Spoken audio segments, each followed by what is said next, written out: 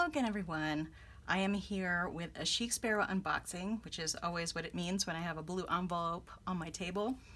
So this is one that the people who knew that I had ordered this requested that I do an unboxing, so that's what I'm doing today. I'm going to go ahead and get this out of here. I'm very excited about this one.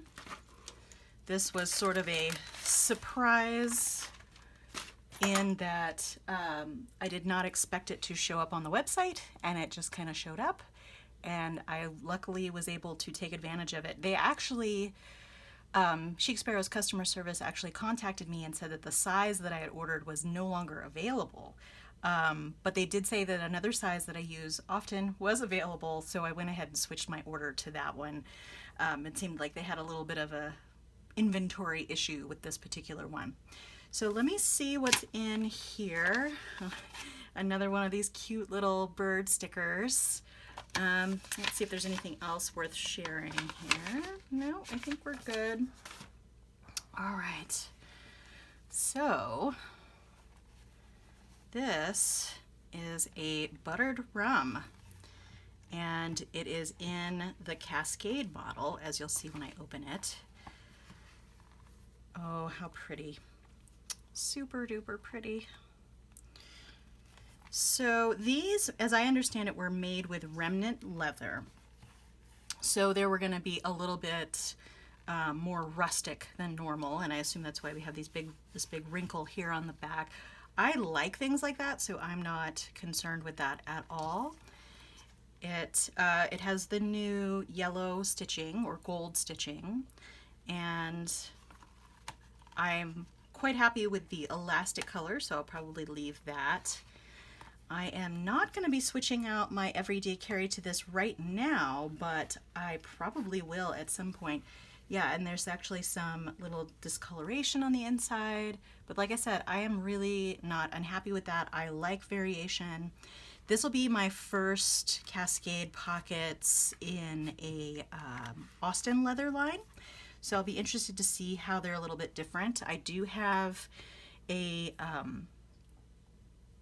the Moroccan pink in a Cascade design, and it's very soft leather, so this will be interesting to see the difference in that.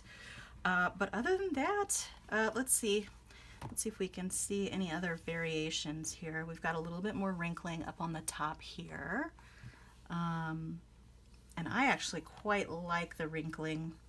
Doesn't look like there's really any, oh, looks like there's maybe a little scar here. Some scars on the pen loop there. A little one here on the spine.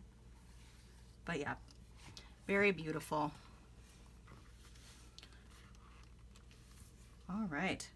So I think I'd said before that I wanted to try and get all of my future notebooks in this Cascade style, at least in the B6 Slim, just because I really do like the configuration and I like how easy it is to store things in there.